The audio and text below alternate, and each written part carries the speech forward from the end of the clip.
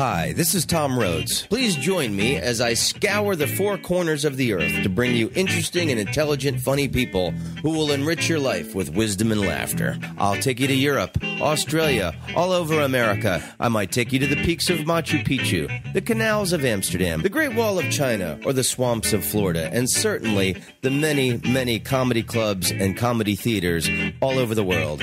Come hang out with me and meet the many interesting people that pop up in my life as I travel the world as a stand-up comedian. You're listening to Tom Rhodes Radio. Karate kick, baby. Rock and roll.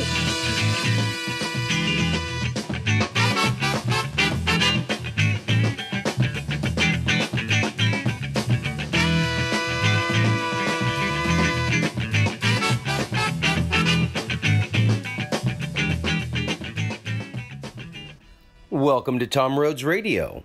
Today is July 3rd, 2018. My darling little sister, Laura Rhodes, would have been 45 years old today. Missing her every day. It's a pity she is no longer of this earth. But if she had not died, I would not have made major changes in my life. Hey, are you having a great summer? It's blistering, sweltering hot everywhere. I just got back from a very sweaty, hot, wonderful week in Philadelphia. But I want to start today's episode with talking about the World Cup, the greatest sporting event the world puts on every 4 years. And I don't know how closely you're following it. I have been obsessed. I'm staring at my wall chart right now. And first of all, let's talk about the World Cup from the cynic's point of view. Let's be honest, no matter what happens in the World Cup, this is a victory for Russia and Vladimir Putin. But above everyone, this is a victory for the athletic shoe corporation known as Adidas. So most of the teams, they all have sponsorships. They've all got cool jerseys. And right now, I just watched England beat Colombia in an exciting shootout. And so who's left? We've got France, who their team is sponsored by Adidas. Uruguay, and they're sponsored by Adidas. Brazil is sponsored by Adidas. Belgium is sponsored by Adidas. Russia is sponsored by Adidas. Croatia is sponsored by Nike. And Sweden is sponsored by Adidas. And England is, where's England? I think England might be Nike. Not exactly sure about that. But I don't know if I've mentioned this before. I actually reached out to the Adidas Corporation a few months ago asking them if they wanted to be sponsors of my podcast.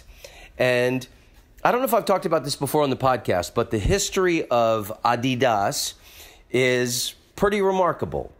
It was started by two brothers in Herzegovina. How would you pronounce that, Ashna? You're kind of German. I don't know. Herzegovina, Germany. So these two, and they first got the 1936 Berlin Olympics. They actually supported a few athletes. That's kind of where they came into prominence. But these two brothers ended up hating each other's guts. And during World War II, when the Allied bombing of Berlin, here you go. Can you pronounce that word? I think we already talked about this. Herzegovina. Even a Dutch person can't pronounce that word. Genau. Okay. So the corporation was started by the Dassler brothers, Adolf and Rudolf. And at the 1936 Olympics, they persuaded Jesse Owens to wear their shoe. So I guess Jesse Owens was kind of one of the first athletes to be sponsored by an athletic shoe corporation. So World War II happens. Yeah, those wacky Nazis. An interesting story when, they were bombing Berlin, the animals in the Berlin Zoo were let out. So that's an interesting picture I always have of Berlin being bombed and giraffes and elephants and rhinoceroses are walking around. What is the plural of rhinoceros? I know a plural of zebra is a dazzle. So a group of zebra is a dazzle of zebra. Isn't that interesting? Yeah. So if a group of zebras were wearing Prada sunglasses and Gucci shoes, would that be a dazzling dazzle? Wah, wah, wah, wah. Anyway, so World War II happens. The Allied people are bombing Berlin, and the Dassler brothers, Adolf and Rudolf, were sharing an underground bunker.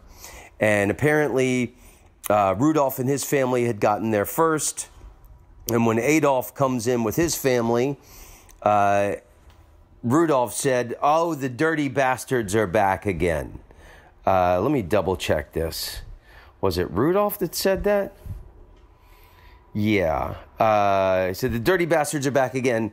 He might have meant the Allies bombing Berlin, but Adolf took that to mean that he was talking about him and his family, that the dirty bastards are back again. So when the war ended, they never spoke again. And in 1947, they split, and here's the remarkable thing. Rudy went on, Adolf, Adi, as he was called, started Adidas.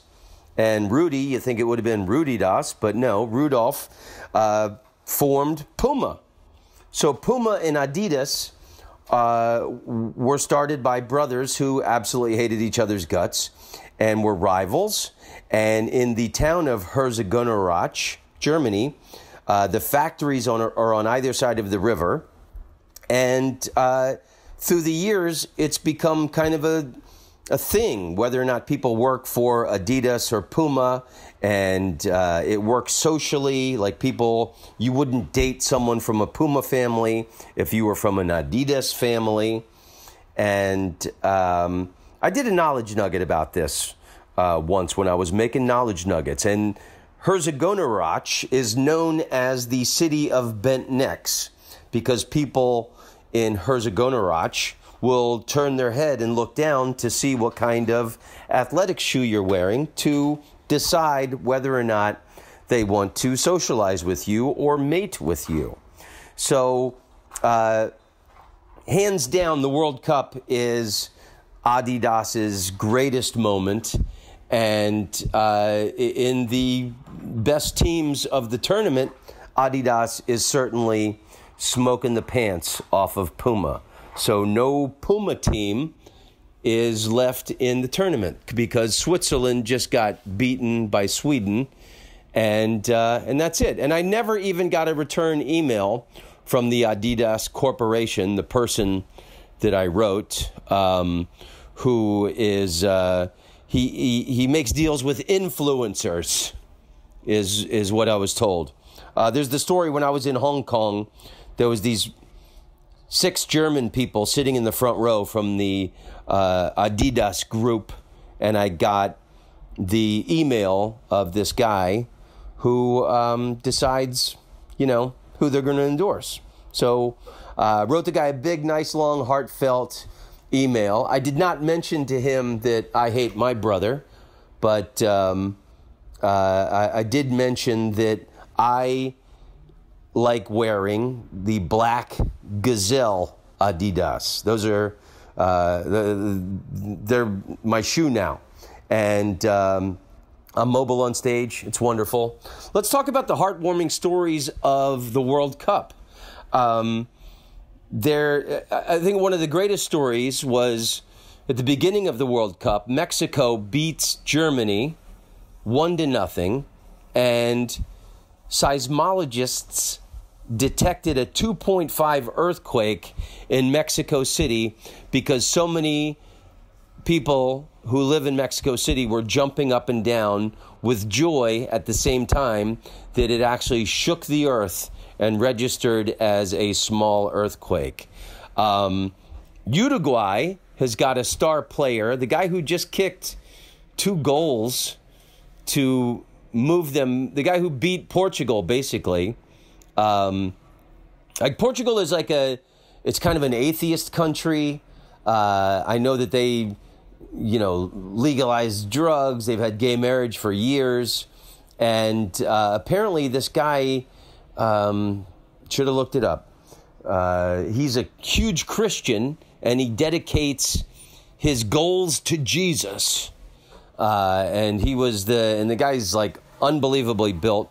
Suarez is the other star of Uruguay, and the last World Cup 4 years ago, he bit someone's ear off, a la Mike Tyson. And another great story, Iran. The thing I like the most about the World Cup is the commonality of people. Like, I don't have cable television, so I walk over to the farmer's market, and at the farmer's market bar, I've been watching a lot of matches. So there's a lot of Mexican people over there, Hondurans, El Salvadorans, and it's really great. Like when Mexico beat Germany, I'd be in Los Angeles or at an airport, and I'd see someone, a Mexican person with a Mexico jersey, and I would just walk over to them and shake their hand and say congratulations on beating Germany. And then the commonality of being able to talk to so many different people from around the world about the World Cup. Like Iran. Ashna and I have become really good friends with this Persian woman who she loves Iran. We watched the 2 Iran matches, 2 of them with her. And Iran had a phenomenal team, just great, like a parked truck for defense in front of the goal. And, Iran almost beat Portugal. It was incredible. The fact that, the Iranian hostage crisis years ago, and then, the access of evil and all this shit about how Iran has been America's enemy. It's interesting that now we have a friend from Iran, and I'm sitting there cheering for Iran with this friend of ours, even though they didn't advance. And then the big heartbreak for me was that Argentina was knocked out. And, they were knocked out by France. And, before I talk about that, I want to talk about the group stage with Argentina, because I went to the farmer's market bar to watch Argentina play Nigeria. And I've made friends recently with this guy who's from Argentina, Max. And it's great how I became friends with this guy. My mother was visiting me last month, and when it was time for her to leave, I put her in a Lyft to go to the airport. And about an hour later, I get a call from this guy, and he says, "Hello, Tom Rhodes. My name is Max. I'm your Lyft driver, and I just want you to know that I just safely dropped your mother off at the airport, and she's a lovely woman." And who does that? Nobody. Your Lyft driver? So he had this great conversation with my mom, and then very sweetly delivered her and gave me a call afterwards. So I've gotten together with this guy a couple times, and then we went to the farmer's market bar, and we watched Nigeria and Argentina. And so he was telling me that the thing with Argentina, the team is the same with the country, that they've got all these great resources and they've got extreme wealth with their resources, but they can't stand prosperity. They keep fucking it up with the country. Like, their economy has collapsed 3 times in the last 10 years. The national soccer team cannot get it together, even though they've got Lionel Messi, considered one of the greatest players in the world. And then he was telling me that he's trying not to do that as a person, that he's trying to be conscious of, and it's interesting, Argentinians are very passionate people. I remember my cousin in Argentina telling me that in Argentina, the distance between words and blood is never very far. So I'm watching the Nigeria-Argentina match with Max at the farmer's market bar. It's like, what is it, 0-0? We're sitting at the bar. Where's the score? So it was 1-1, and then it was interesting at the farmer's market bar. He and I are sitting at the bar, and we're wearing Argentina jerseys with the light blue stripe. And all of a sudden, everyone in the bar is all cheering for Nigeria. And then there was these guys, this group of, I don't know where they were from, but they were like late teenager guys, early 20s, and they're going apeshit. It's like they're over the top celebrating everything that Nigeria does. And, in my heart, I just watched the history of football, and, no African team has ever made it to the quarterfinals. And so it's too bad that Nigeria or Senegal, I would love to see an African nation go all the way, make it to the final, even win the thing one day. But of course, if an African nation is playing the team I'm cheering for, I'm rooting for my team. So it was almost like all these people in this bar were doing it like kind of to fuck with us, because we're two guys sitting there in our light blue striped jerseys. And then it was really tense, and right at the end of the game, there's just I think 4 minutes left in the match. Messi finally delivers, because the guy always seems to choke in the big important matches. He scores, and then Argentina went on to win 2-1. And it was funny because I jumped up on this. I was sitting there, and when Argentina scored that goal, and they're showing all the crowd shots of Argentina people and fathers with sons sitting in the audience. I got misty. I didn't have tears run down my eyes, but all of a sudden my eyes flooded with tears. It was so emotional when Messi kicked this goal, because it seemed like they were about to lose, and I got so emotional, and then my eyes fill with tears. And then Max, we jumped up and we got up and down, and here we are, two grown men. We just met a couple weeks ago, and we're in a full embrace, jumping up and down, and I could feel the weight of my body and my feet hitting the earth. And I thought about the millions of people doing that in Mexico City and shaking the earth and creating an artificial earthquake. I could see that happen. So here we are, we're like squeezing each other's torsos, jumping up and down. And then I got on top of my bar stool and I pointed at those guys, and I was like, and I start going, yes, motherfuckers, yes, motherfuckers. And I was a little emotional and I was a little carried away. So then later they showed on the internet, Diego Maradona's reaction when Messi kicked that thing, and it was virtually the same reaction that I had. He's given two middle fingers, and he's saying, fuck you, and everybody's like criticizing Maradona for not having any class, and I was thinking, oh shit, I didn't have any class at that moment either. So, oops. But anyway, and those guys, they kind of... They were giving us the thumbs up and saying Messi's the greatest, which, whatever. They were just teenagers having a laugh. And I can certainly remember fucking with people when I was a teenager as well. So Argentina gets knocked out by France just a couple days ago. I love France. I think they have the most beautiful uniform. And... right now, I would love to see France go all the way and win the whole thing. France or Belgium. I don't know, anybody but Russia. I know my English friends, England has only won one World Cup, and that was in 1966.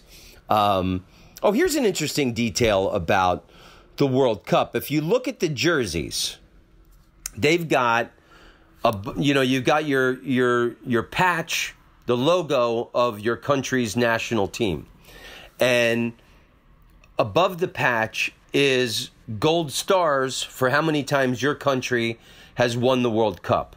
Like Argentina has 2 stars above their patch because they won it in 1978 in Argentina, and 1986 in Mexico. And Brazil has 5. Germany has 4. I believe that's right. But here's the strange thing that I haven't figured out until before I did this podcast. I Googled it. Uruguay has got 4 patches. Uruguay, the very first World Cup was in Uruguay in 1930. And they won it at home. And then they won it in 1950 in Brazil.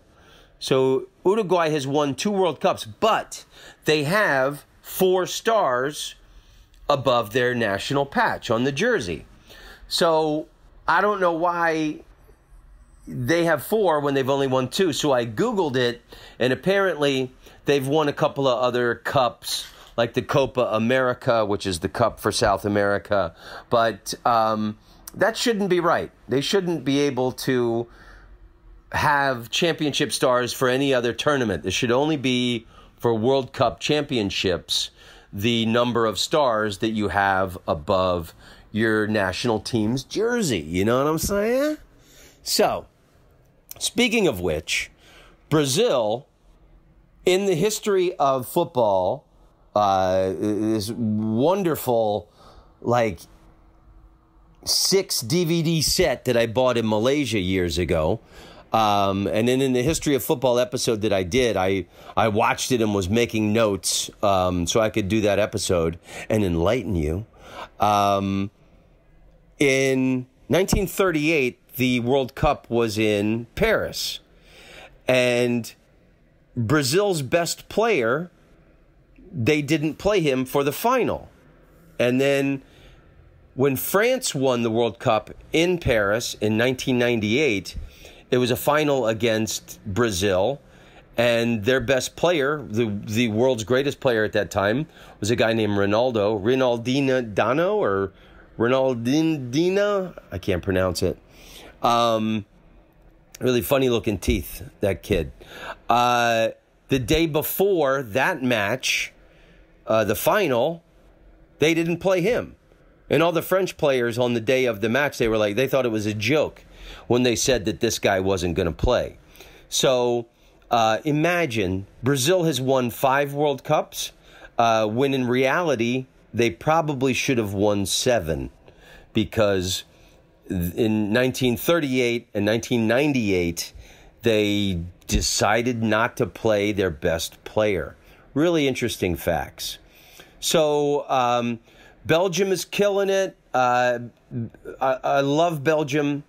I would really love to see Belgium beat Brazil, and their team is Jesus Christ. I was in Philadelphia this past week, and then Belgium was playing Japan, and I changed planes in Minneapolis, and I got to watch the first half in the Minneapolis airport. And then I board the plane, and then I got I'm diamond level on Delta. I got bumped up to first class, and the first class seats had televisions in front of it, and the live satellite, they had Telemundo. So I got to watch the second half of Japan versus Belgium, sitting in the first class seat, flying to Los Angeles. And there was a very rich white woman sitting next to me with a little puffy white dog on her lap. And I was very caught up into this game. And it looked like the game was about to go to overtime. It was 90 minutes. They added 4 minutes for injury time. And then it's like 93 minutes and 30 seconds, something like that, Japan had made 2 shots on the goal, and Belgium takes the ball and in like 10 or 15 seconds drove the ball all the way to the other side of the field and scored with just like a matter of seconds left on the regular the injury time clock. And it was emotional. And again, I would love to see Japan. Japan always has a great team, and they really seemed to dominate that game. That's the heartbreaking nature of football. But my favorite thing about the World Cup is, it's the world playing. I'm not a big sports guy. I don't know statistics, and I enjoy watching baseball live, and because it's a summer sport. But the one thing I get excited about is soccer. And, I started to like soccer when I was living in Amsterdam and spending a lot of time in England. My Dutch friends, my English friends are all crazy for soccer. And then when I went to Argentina, that's when I really fell in love with it, when my cousin Fernando took me to see Quilmes play River Plate in Quilmes. And there was a riot, and they set the stadium on fire. I've told the story on stage many times, in case you haven't heard it. But being in this third world country soccer stadium and it getting set on fire and there being a riot and hundreds of riot police streaming across the field with helmets and batons beating people and shooting tear gas into the stands, I thought, wow, I am now in love with the game of football. So, what else can I tell you about this World Cup? So, there's 8 teams left. Now it really gets exciting. I've enjoyed the entire tournament. And, that was what I was going to say. It's the world playing everybody. So, I love Swiss, you're seeing tall Swiss people and Nigerians and Mexicans and Japanese and just all the countries of the world competing. This is basically the world event. Even the smaller group matches are watched by more people around the world than watch the Super Bowl and the World Series combined. That's how big the World Cup is. Peru, unfortunately they didn't get past the group stage, but Peru had a lot of neck tattoos. There was this guy, Paulo Guerrero, who had this really beautiful lion tattoo on his neck. But I think probably one of my favorite players of the tournament was this guy named Edison Flores. The Peruvians look like Incas. I went to Peru, and just their facial cheek structure and everything. And this guy, Edison Flores, really had an adorable face, especially when he was called for a foul and acted innocent. But he's got big ears, and deep in my heart, I wanted Peru to do much better than they did. But you talk about heart. These guys played with their heart. It's funny. My mother, anytime I've ever watched a sporting event or with my mom, and it was when a team that we were rooting for lost, and my mother never said this to be funny. She always said this sincerely. My mother would always say, "I thought they played their little hearts out, honey." And I always thought that was really adorable. And that's what I thought watching Peru in the World Cup. I thought they played their little hearts out. Croatia is killing it. I don't know why Croatia insists on wearing Italian restaurant tablecloths for jerseys. They've got these red and white checkered jerseys. And I tweeted that, and some woman of Croatian heritage was upset by it. And she said there was a good historical reason for that. But, hey, man, yet again, a reason I don't like Twitter. You make a stupid joke, and then, somebody somewhere is upset about it. And, my team has silly light blue stripes. Make fun of them all you want. And if you're going to wear Italian restaurant tablecloth jerseys, you think you'd have a better sense of humor about it. So, what else? I know there's some not statistical, but the heartwarming stories.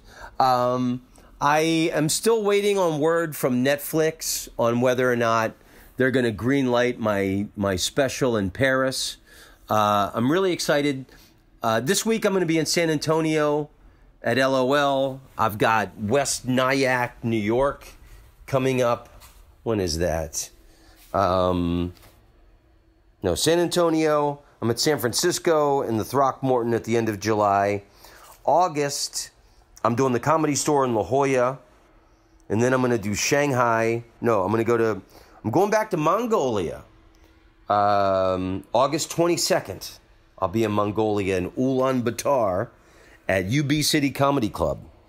And August 24th, I'm in Beijing. August 25th, I'm in Shanghai. And then August 30th through September 2nd, I'm in West Nyack, New York at the Improv.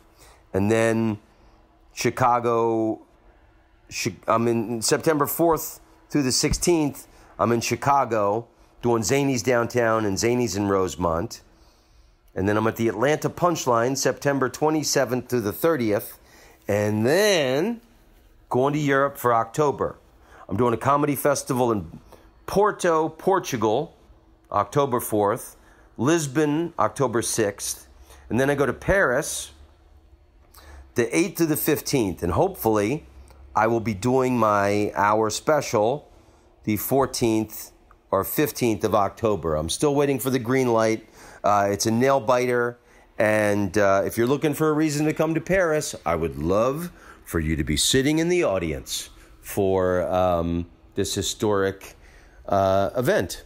The thing I have working for me is that it's in Paris and I'm Mr. International.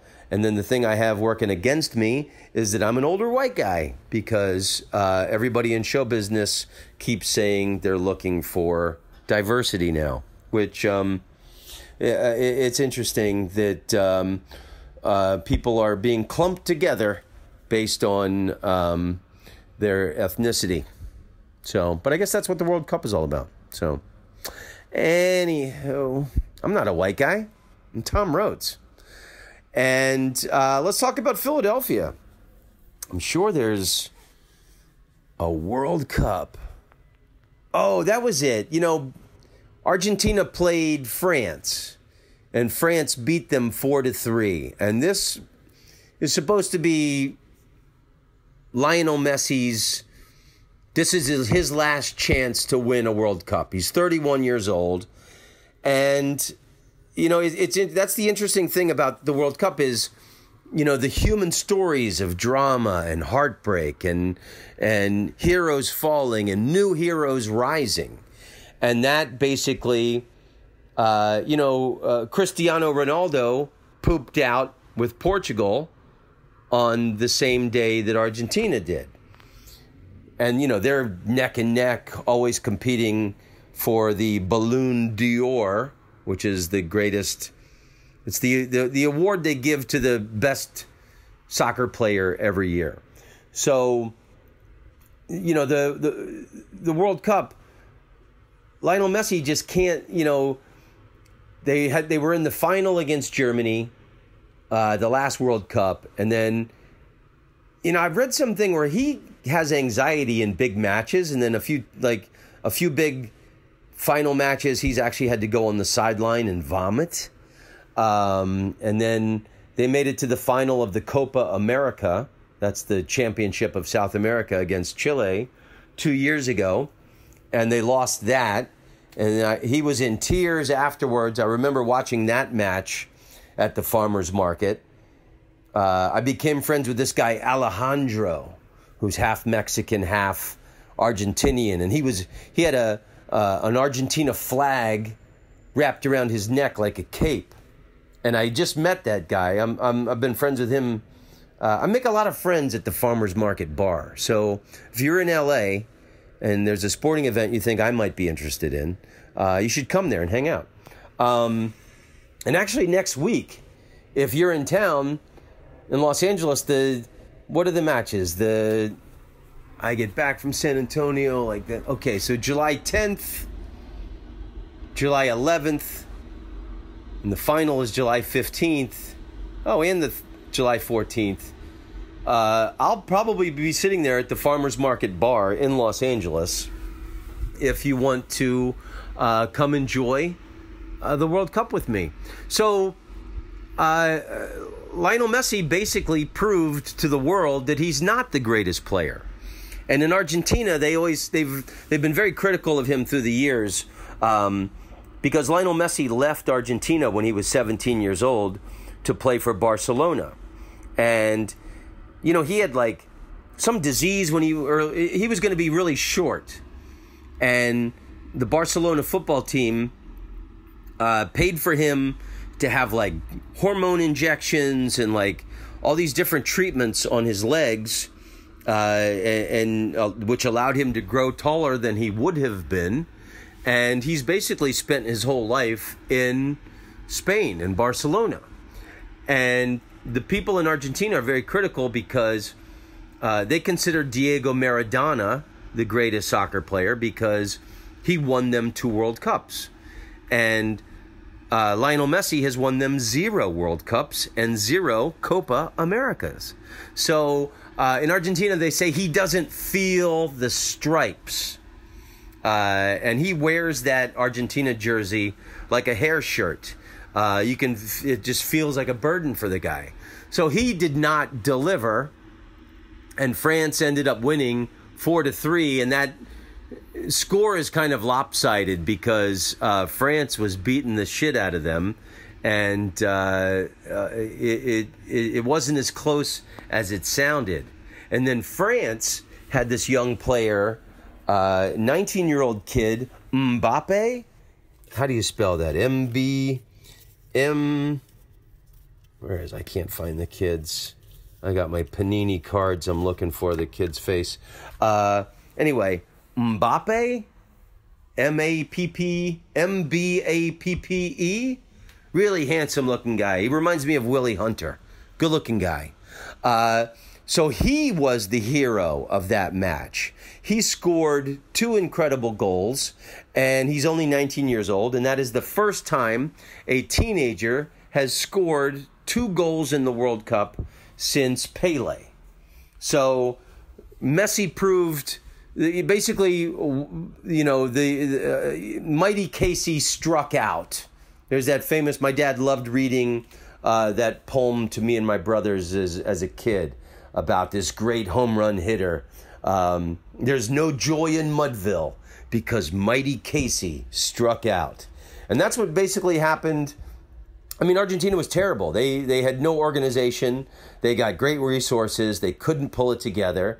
And they were lucky that they beat Nigeria and made it to the round of 16, to the knockout stage. But, you know, France was far better team, and a new hero emerged in this 19-year-old Mbappe kid, or however you pronounce his name. So I actually bought a France jersey. You know, it's funny. I always say that, I've always said this for years, that men over 30 or men over 40 should not wear sports jerseys. It's something I firmly believe. I think that older men wearing sports jerseys look kind of silly. And yet that still does not stop me from buying the occasional international soccer jersey. So I'll only buy like 2 a World Cup. So every World Cup, like I got the Argentina jersey, and I had to get the France home jersey. You know, even though I'm an Adidas person and it's a Nike shirt, the fact that I love France, and I think France, the home blue jersey, is the most beautiful jersey of the tournament. There's a little button under the V-neck section. And when you open the button and you move the flap, there's a little tiny flag of France. It's absolutely beautiful. And apparently one of the famous French designers like Gautier or someone like that designed that French jersey. But it's beautiful. Okay. Anyway, you think I could have researched that fact, but no. Okay, so let's talk about Philadelphia. It's July 3rd. I hope wherever you are in the world, your life is happy. I know people in England are happy because they're moving forward. And I just had an incredible week in Philadelphia. It was really important to me to finally go back to Philadelphia. This was the first time I have been there in 4.5 years since my life was changed forever. When I blacked out, drunk, in a bar on Sansom Street and busted my head open and got my stitches. And I walked, the last night I was in town, 2 nights ago, I walked up and I was trying to find that bar and I couldn't find it. I couldn't remember which one it was. But I wanted to retrace the steps of where my life was changed forever. And I played at the Punchline. It's a brand new comedy club in the Fishtown neighborhood of Philadelphia. I think Philadelphia is probably one of the most underrated cities in America. It's a tough town. It's a hard town. And that's kind of the cool thing about it. Philadelphia is famous for its cheesesteak sandwiches. But if you go there, don't get a cheesesteak sandwich. That's not what Philadelphians, that's not what they're into. My good friend Jimmy Schubert and a few other Philadelphia friends of mine told me that the thing in Philadelphia is the roast pork sandwich. And there's a place called John's. Schubert told me about it. A little dive eating establishment. And you get it with greens. And greens is either chopped broccoli or spinach and roast peppers. And you can get roasted peppers. You get roasted sweet peppers or roasted spicy peppers. So I get the roast pork sandwich with greens, chopped broccoli, and roasted spicy peppers.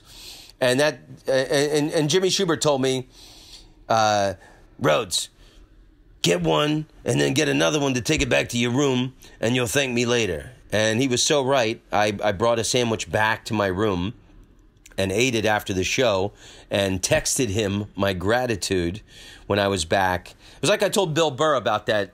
It's the same thing I told Bill Burr when he went to Paris. I told him about this place, Storer, my favorite patisserie place. I told him to get a sandwich there and get one later for when you're walking around, and you'll be very grateful. So there's this other area. There's this place in Philadelphia, and it's called the Reading Market. And it's kind of like the farmer's market in L.A., but it's better. And it's all great food stalls and restaurants and things. And so this other place called DeNick's is another great place that their roast pork sandwiches heralded. And, you know, and it's a little counter and you're sitting there and the place is packed. And I'm sitting there eating my roast pork sandwich with chopped broccoli and roasted spicy peppers. I'm in euphoria. I have endorphins and serotonin bursting with every bite. And there was an older woman next to me. She must have been from out of town. And she asked the woman behind the counter, she said, what's the difference between roast pork and pulled pork?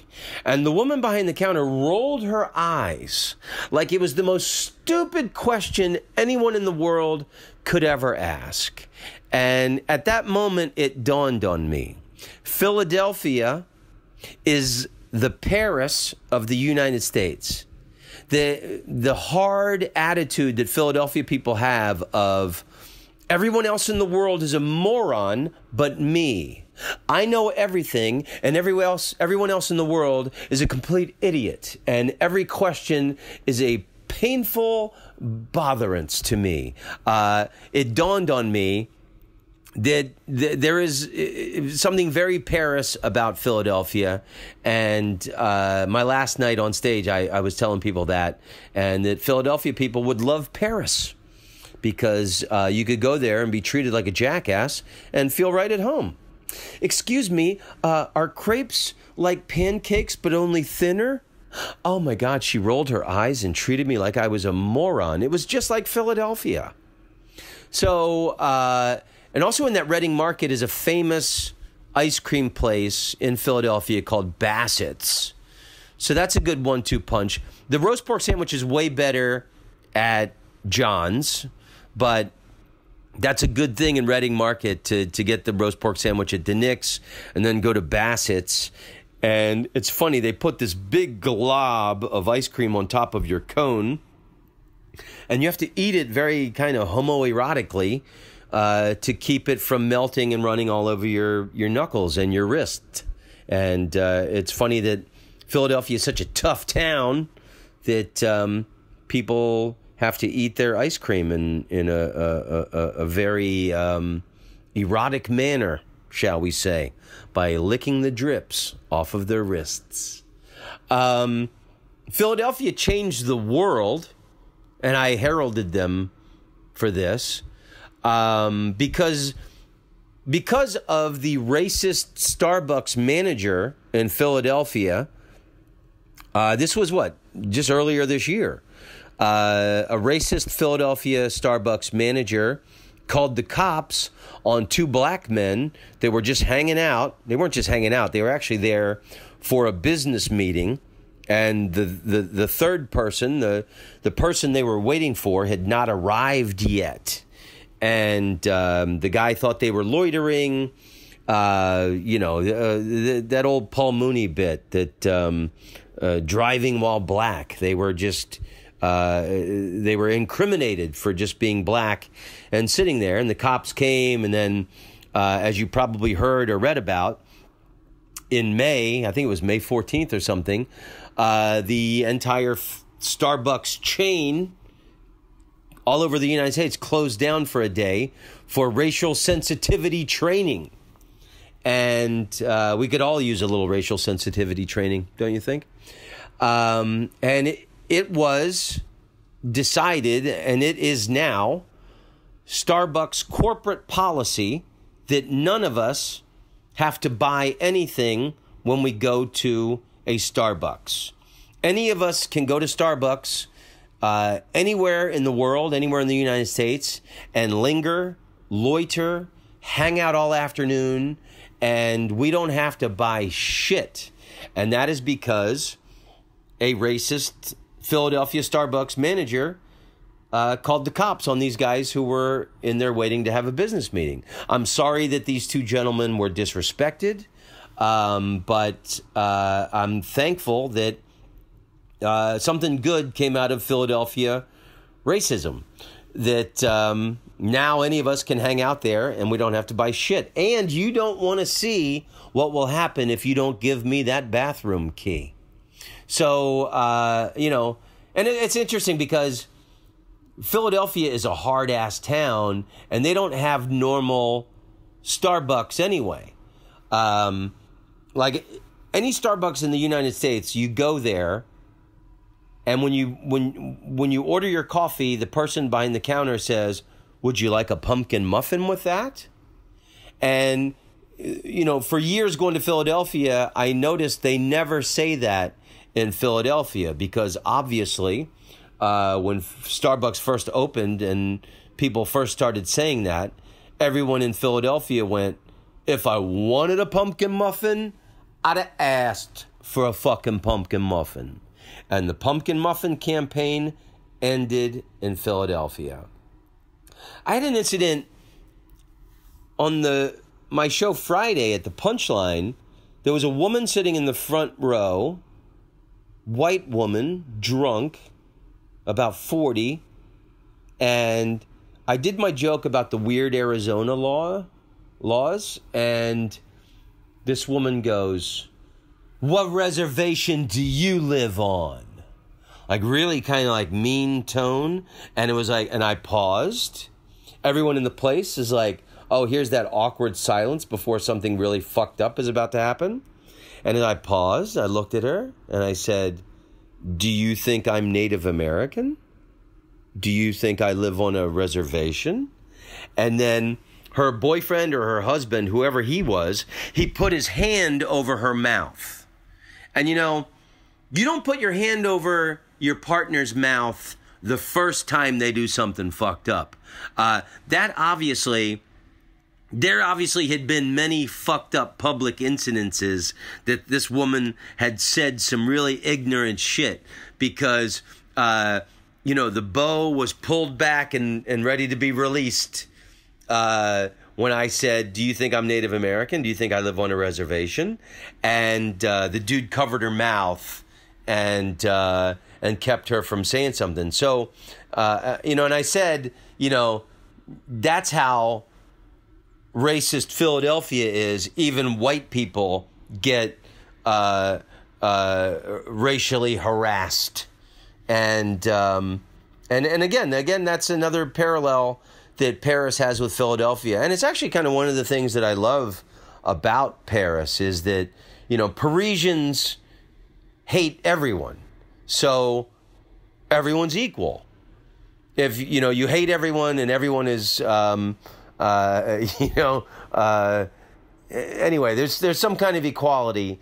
And anyway, I'm just trying to make a joke and be silly. It was a drunk, ignorant white woman in the front row and it kind of really made me work my ass off. I felt like a boxer. I felt like I was a boxer against the ropes and changed gears many times. And I got a great compliment from Johnny Taylor, the guy who was my feature act. He said he loved watching me and the fact that I could take all these distractions and abandon what I was talking about and pick up talking about other things. And I had a really great conversation with him Friday night after the show about that's the great thing about doing comedy as long as I have and having so much material. If something isn't working, you can just jump to something else. And I call it shifting gears.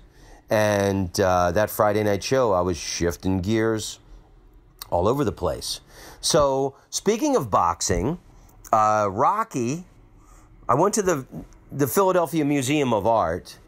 And, it's the famous scene in Rocky where he runs up the steps and they've actually got a little, it's funny in Washington, D.C. in front of the Lincoln Memorial, there's like the feet prints of where Martin Luther King stood when he gave the I Have a Dream speech.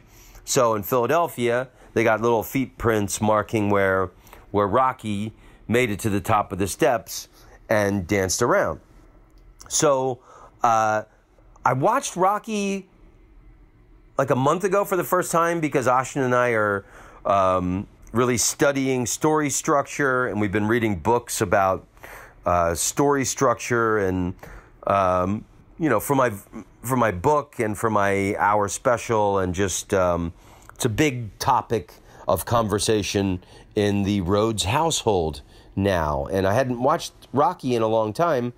And it dawned on me watching the film. And then the cool thing in Philadelphia, every day, spring, summer, winter, fall, it doesn't matter when, people are running up the Rocky steps and doing the dance with the hands in the air, which is cool, seeing families doing it, and people from India, people from all over the world. That movie really inspired a lot of people. But watching that movie a month ago and then seeing the feet prints at the top of those steps at the Philadelphia Art Museum, and Rocky ran all over the city, and he was doing it in Converse high tops. So basically he had no arch support at all, and his feet must have been killing him when he ran up those steps and did his little Rocky dance. But one thing they never mentioned in all of those Rockies is the Philadelphia Art Museum is probably one of the greatest art museums on the planet Earth. I don't know if you saw my Instagram posts, but whenever I go to a great art museum, I like snapping some shots of the art for my peoples, and that's you, my peoples. They got Monets, they got Manet, they got Matisse. These great British satirical cartoons from the 1800s.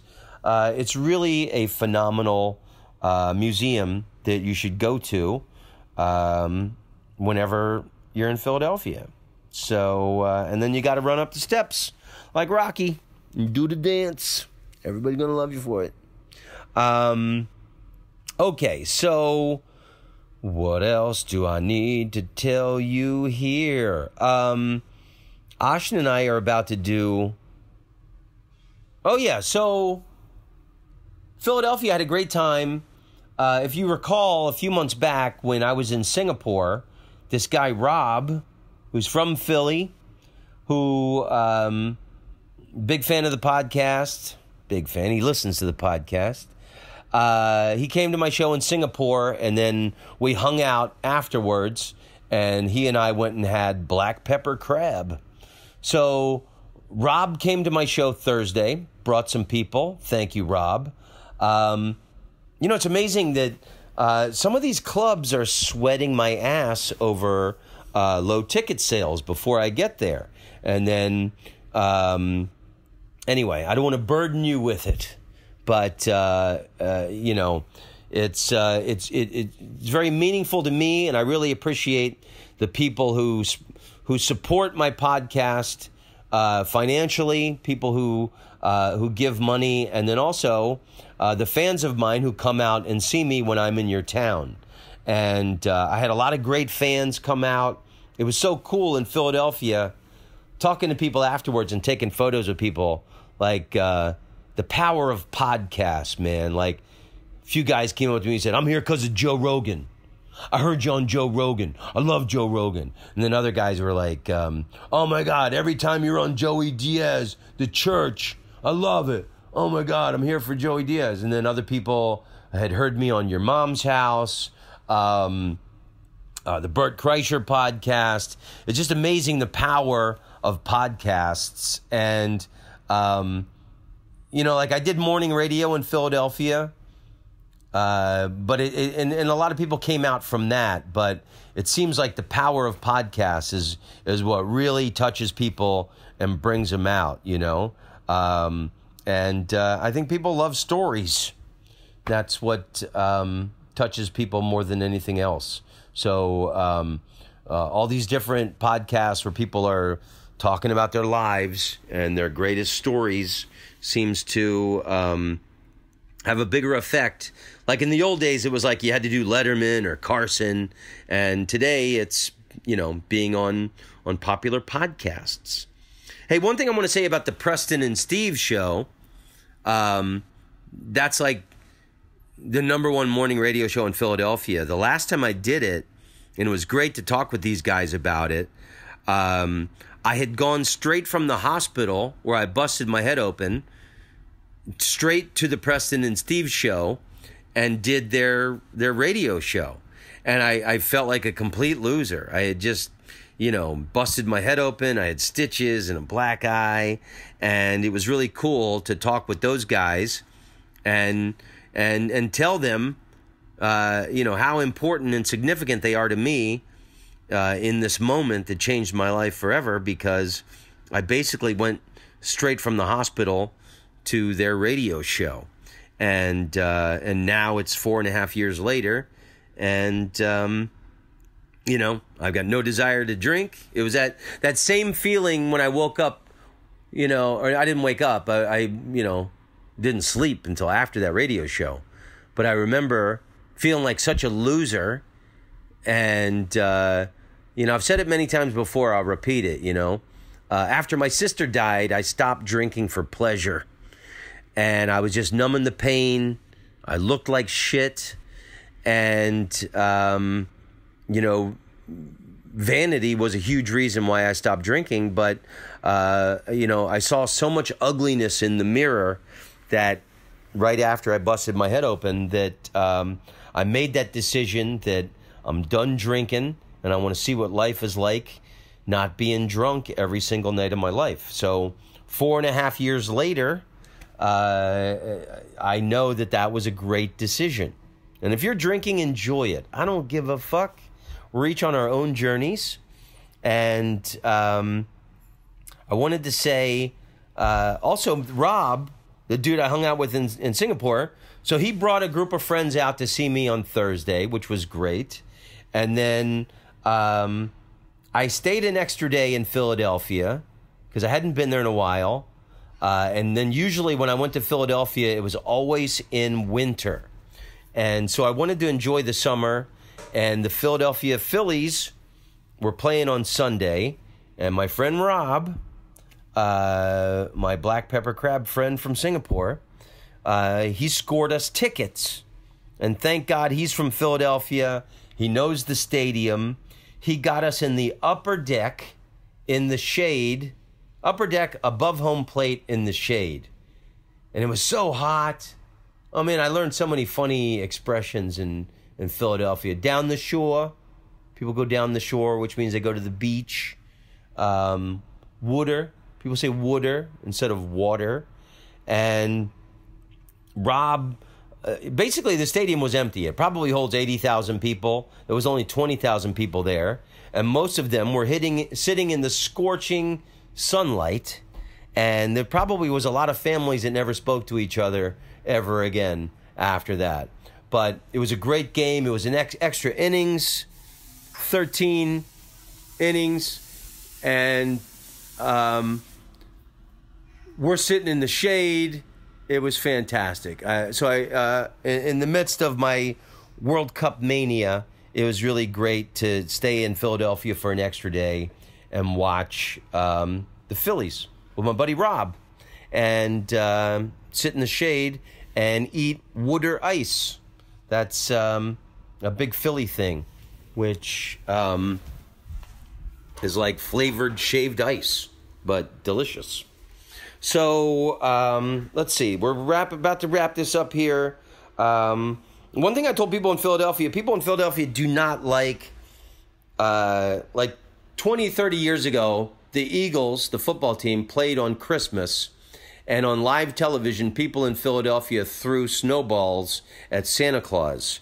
And I was telling people on stage that I love throwing snowballs at Santa Claus because it's a corporate invention, and he's hijacked Christianity's most sacred holiday, and he should have snowballs thrown at him.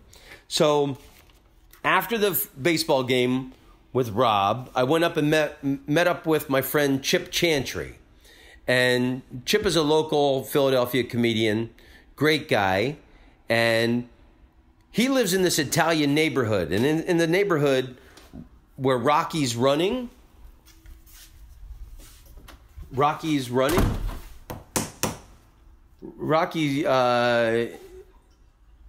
he's running through this Italian market, and there's like trash cans burning. That's this famous Italian neighborhood, and that's where Chip lives. We walked around there, and then he walked me all over Philadelphia to Society Hill. We went to the Independence Hall building, and then we walked by this basketball court, which is, he said, do you remember this band G Love and Special Sauce? And I was like, oh my God, are you kidding? I love G Love and Special Sauce. And he said that this basketball court is where G Love used to play basketball, and he sang about it in a song. So I'm going to say goodbye to you now because Ashna and I have to go to the Hollywood Forever Cemetery. In the summer, if you ever come to Los Angeles, you got to do this. The two greatest tips I could give you for visiting Los Angeles is go to a Goodwill or a thrift store, buy an old abandoned couch, take it on a pickup truck to the beach by LAX airport, put the couch on the beach, right where the planes are taking off. The beach there is never populated, and there's never any cops there. So you could sit there and drink, have a little picnic, watch the sunset, and then pour gasoline all over the couch and set it on fire. And then you don't have to clean it up. That, and the other great tip I have for visiting Los Angeles is in the summertime, Hollywood Forever Cemetery. And there's so many cool people buried there. Judy Garland, Cecil B. DeMille, Joey Ramone, Johnny Ramone. I'm forgetting a few people. They show movies in the summer. And tonight they are showing Thelma and Louise. And after the film, there's like an empty field where there's no gravestones. And then there's a building where they project the movie on the wall. And then after the film, they do fireworks. And it's great. They let you bring food or booze, and you bring a blanket, and you sit there. And it's probably one of the greatest things in Los Angeles to do in summer. So we're going to go enjoy that now. I hope you're having a wonderful summer wherever you're at. And I'm going to end this podcast with the classic G-Love and Special Sauce song, I Like Cold Beverages. Stick it in the fridge, stick it in the fridge, stick it in the fridge. Go girl, work the cold one.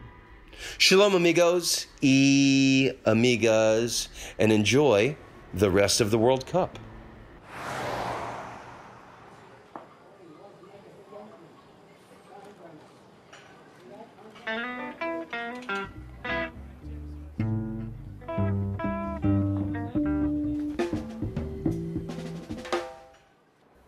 Yo, Mom, can you make some lemonade for the fellas?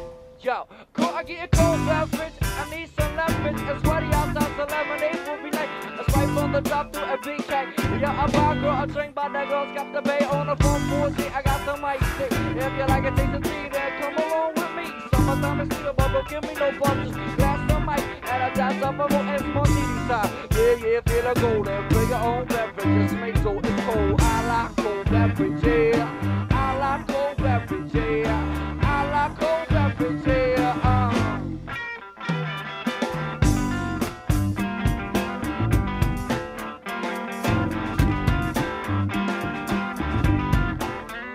Give me a frosty mug filled with A&W, and you got ice cream to make it a double. So much shake fun of fountain, real good standing. Chocolate and cream, yo, or cherry pepper, gorgeous by on so semi-raw. Flowers to the right, they got beverage. Give me a hot coffee, you fill it up with ice. Watermelon like a chick, could you fix me a large size? Summertime is cool, he is getting old. Yeah, have a beverage, just make so it's cold. Go! Promenade with the lemonade, Yeah, I like cold beverage, yeah. I like cold beverage, yeah. I like cold beverage, yeah. Cause I'm kinda thirsty. Stick it in the fridge. Stick it in the fridge. If you like something cold to drink, man, stick it in the fridge.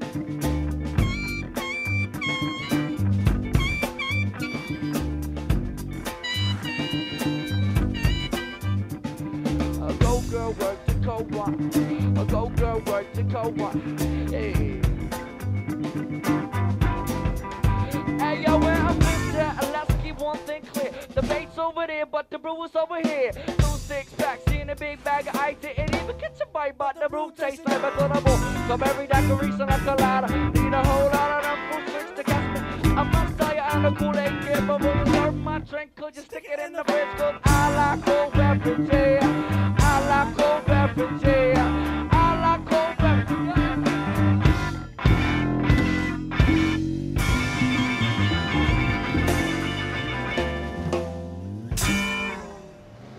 Did I quench your thirst, man? One more time, if you want to give and support us or donate, Patreon, Patreon.com, patreon.com/Tom Rhodes Radio Smart Camp. And if you want to enrich your life with wisdom and laughter, you can buy my brand new album, All Hail Laughter, on iTunes and Amazon. It's a double album, and it will certainly enrich your life with laughter. Enjoy.